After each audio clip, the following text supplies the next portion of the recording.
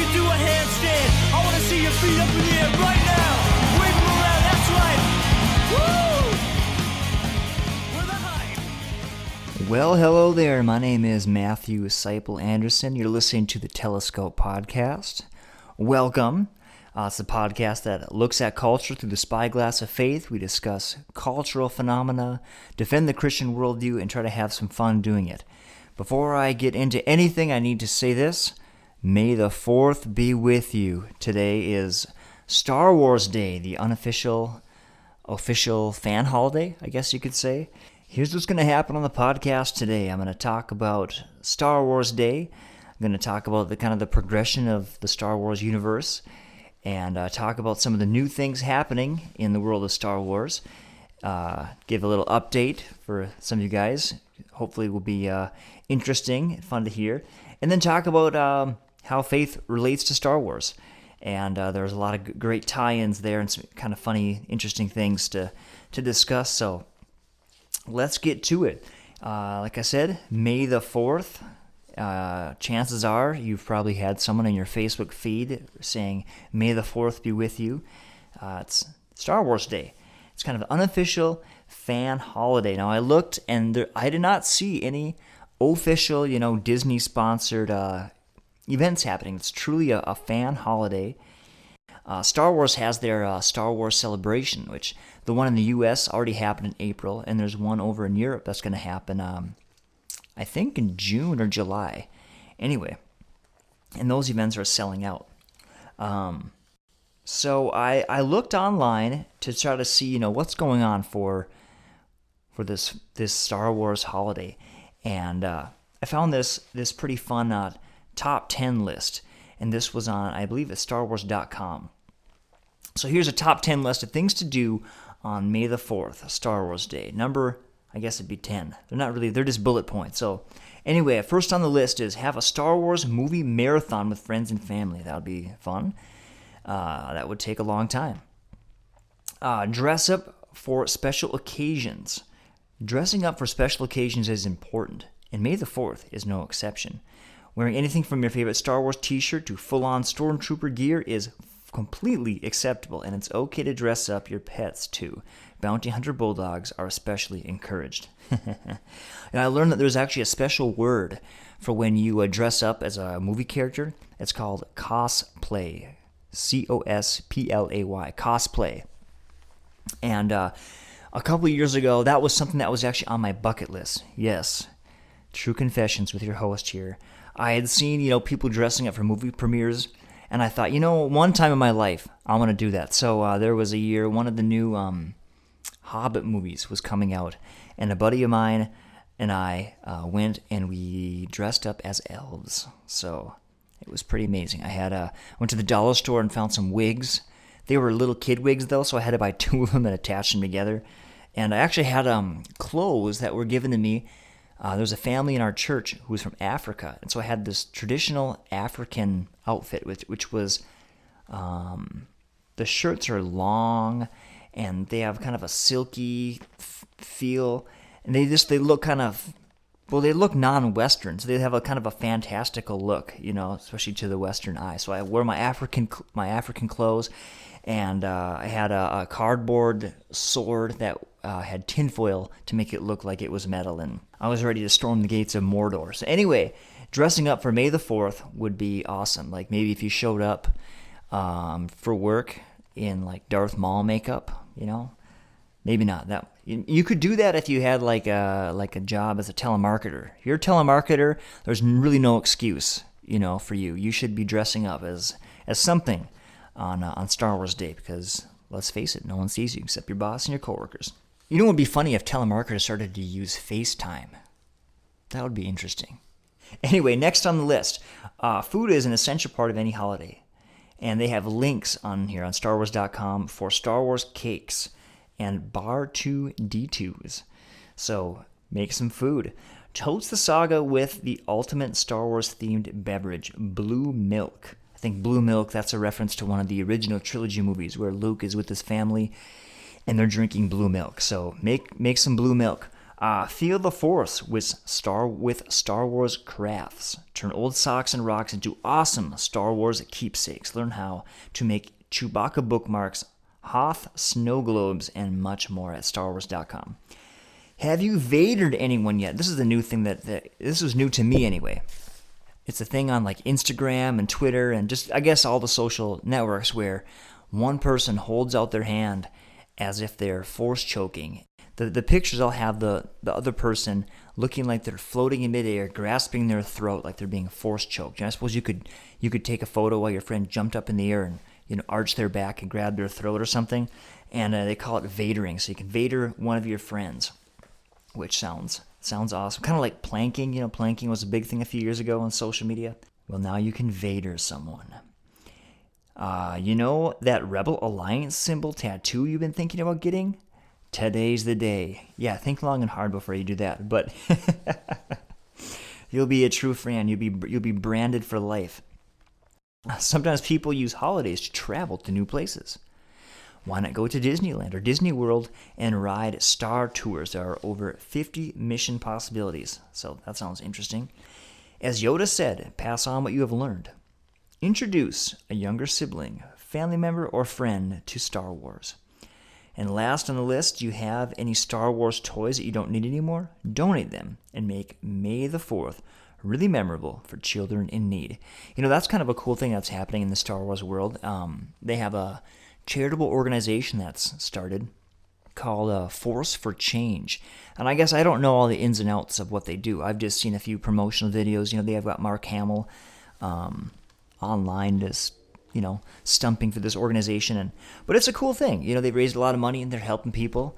It's cool to see them give back, and it's cool to see them tap into this fan community, this tribe that they have, and it really adds a deeper meaning, I suppose, to the Star Wars community. All right, so that's Star Wars Day. Enjoy, have fun with it, and may the 4th be with you. All right, now next, I wanted to give a little explanation of what's going on in the Star Wars world for the non-geeks out there.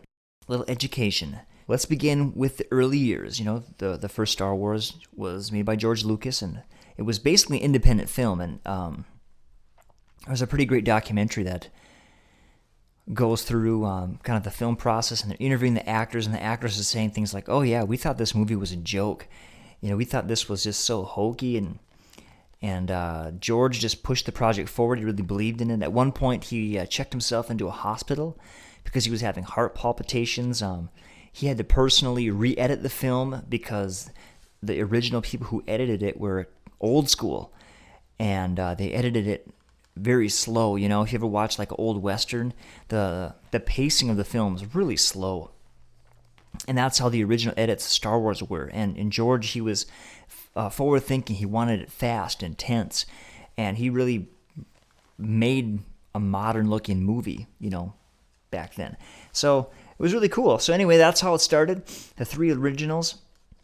And then there was a time when there really wasn't much going on, and so there were a lot of books written. If you're a bigger geek than me and you're out there listening to this, forgive me if I get my timetable a tiny bit messed up, but I don't think so. I think this is pretty good, pretty accurate information I'm giving you here.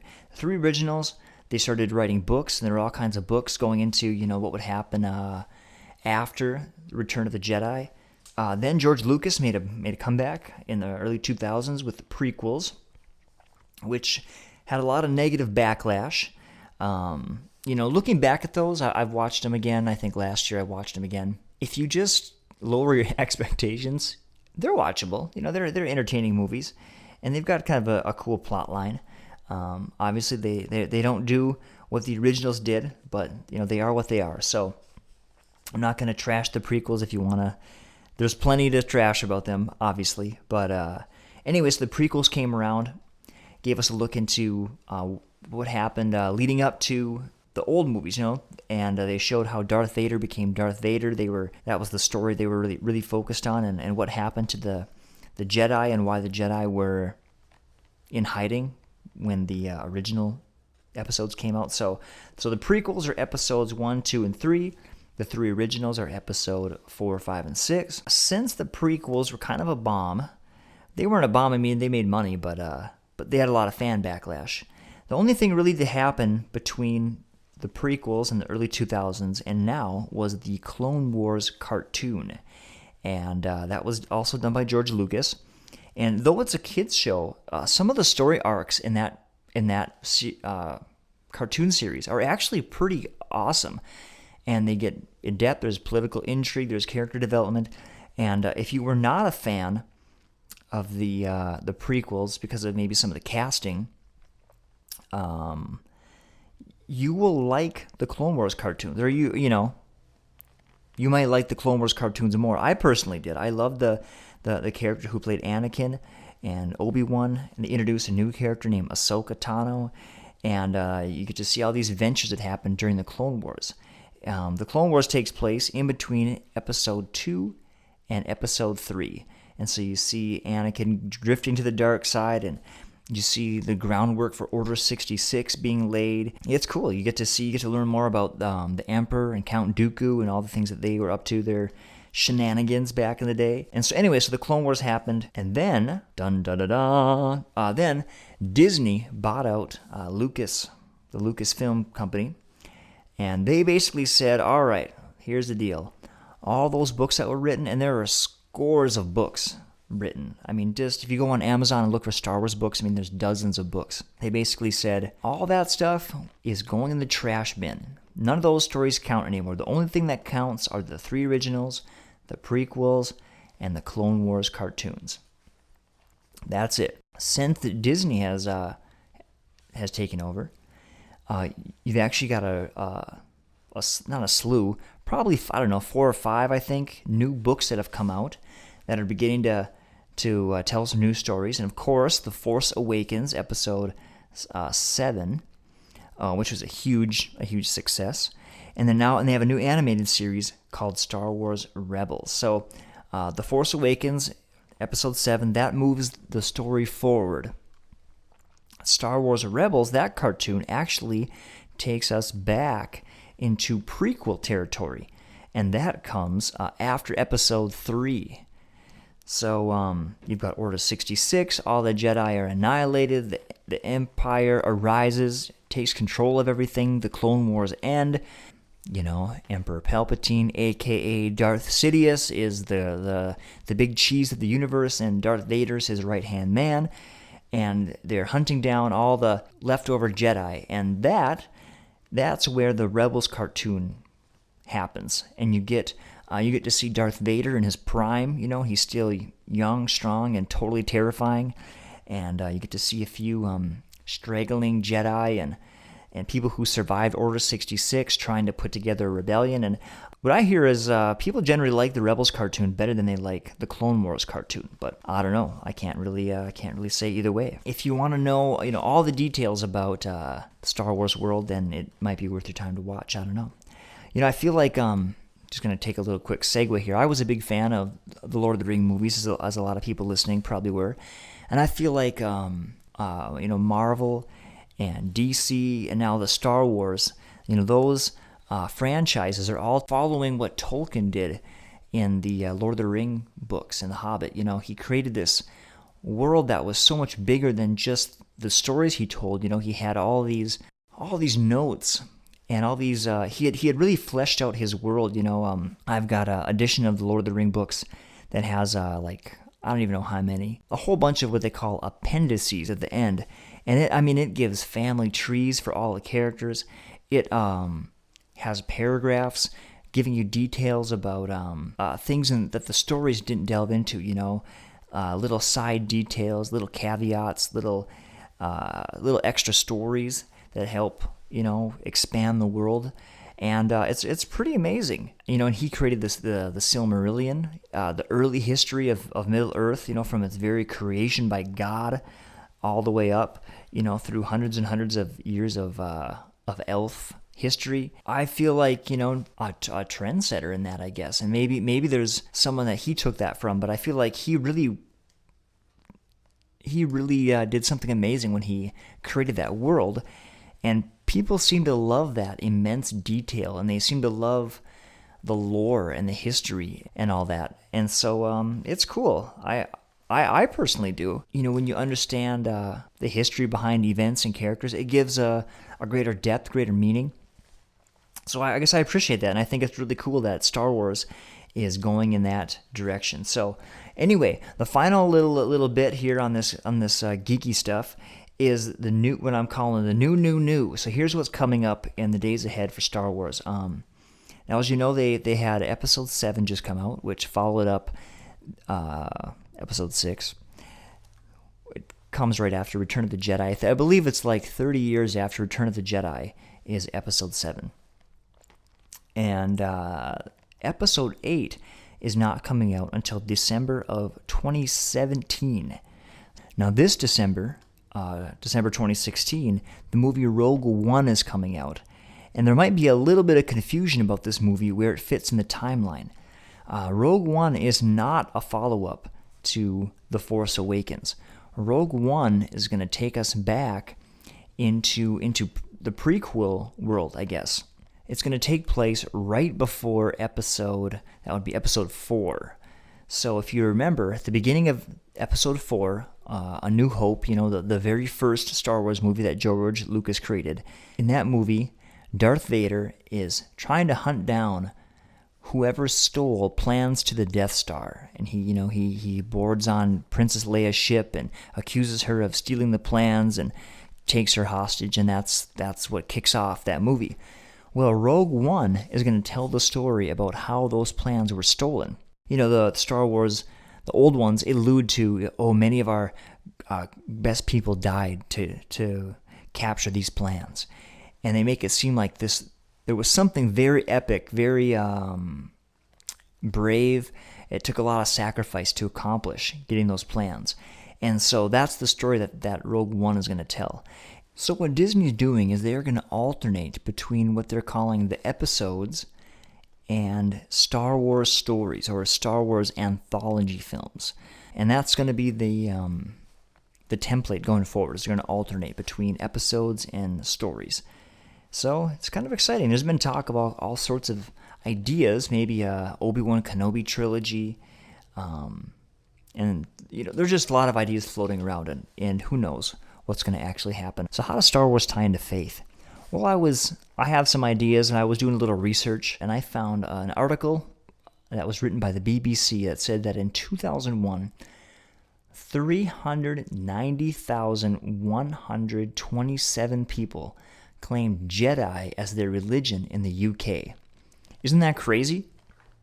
Over almost 400,000 people.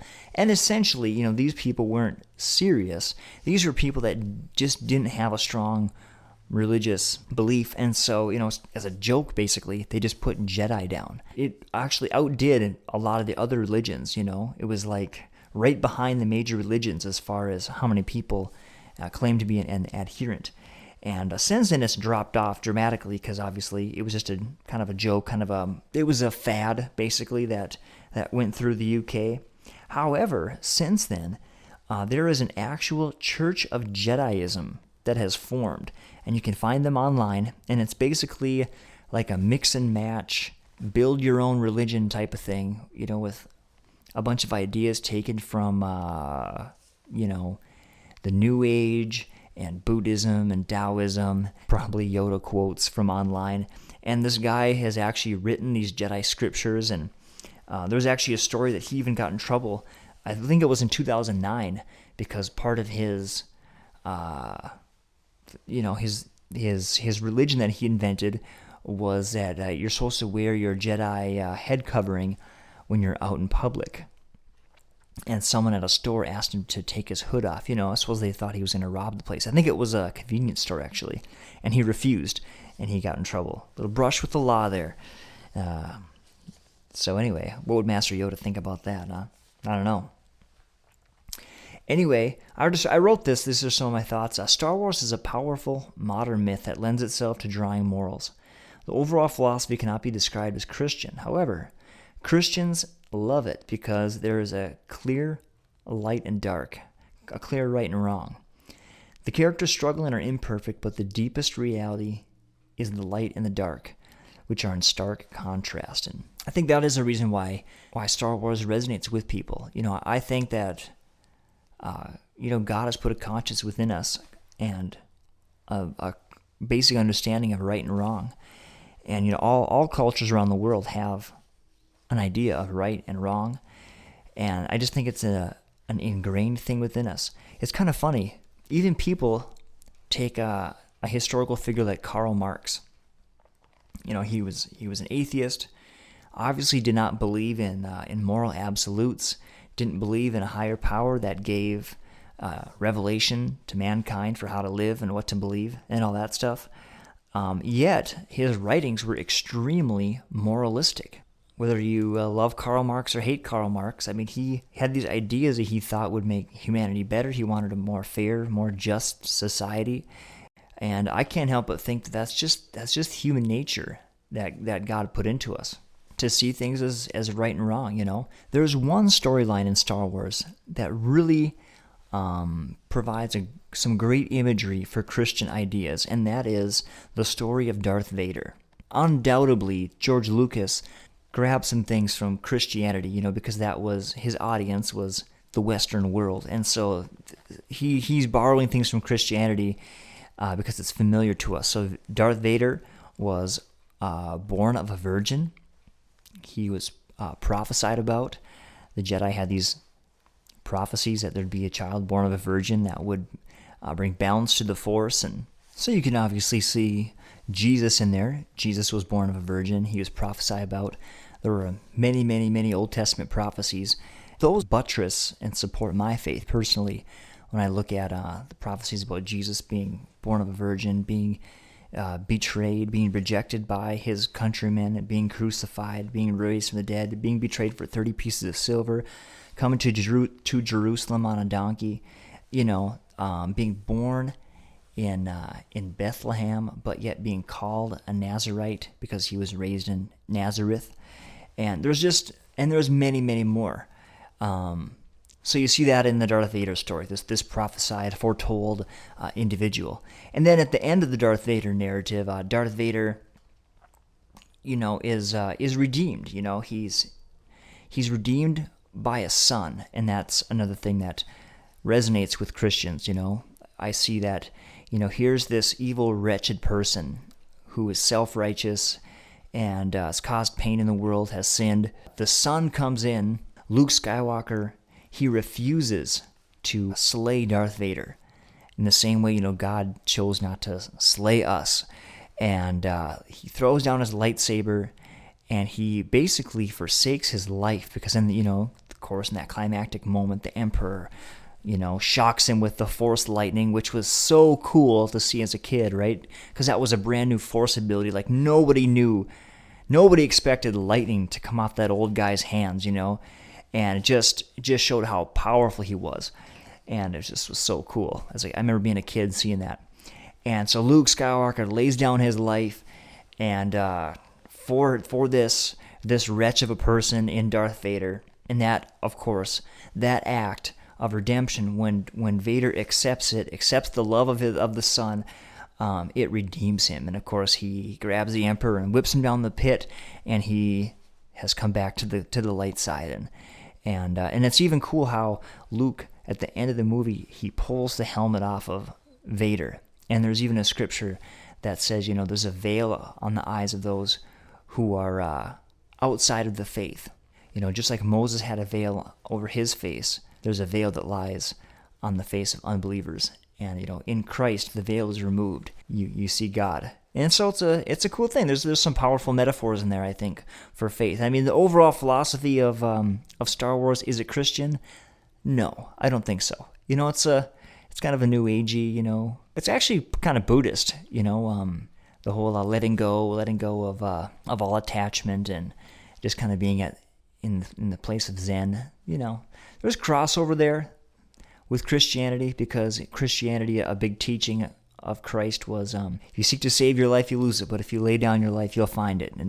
And so there is a laying down of your own ambitions, of yourself, of your ideas, and picking up God's ideas and finding your identity in Christ. I mean, that there's some of that in there. There's definitely the ideas of self-sacrifice, self-discipline, and some of that stuff definitely crosses over into the the Jedi world. But overall, George Lucas was not trying to make a Christian allegory by any means. But they're great stories. They make us think in idealistic terms, which is not always a bad thing. Well, I'm going to call that good for today. Thank you for listening to the Telescope Podcast. Again, my name's Matthew Seipel Anderson. You can follow me on Twitter. It's MSA_music. You can look up the Telescope Podcast on Facebook. And you can go to my website, mysaviorsanthem.com. I'd love to hear if you do anything fun for Star Wars Day, and if you have any favorite theories about the new movie, if you have a strong opinion about who Rey's parents are or who Emperor Snoke is, I'd love to hear it. God bless, and take What's up, everybody? Everyone in this place, if you can do a handstand, I want to see your feet up in the air right now.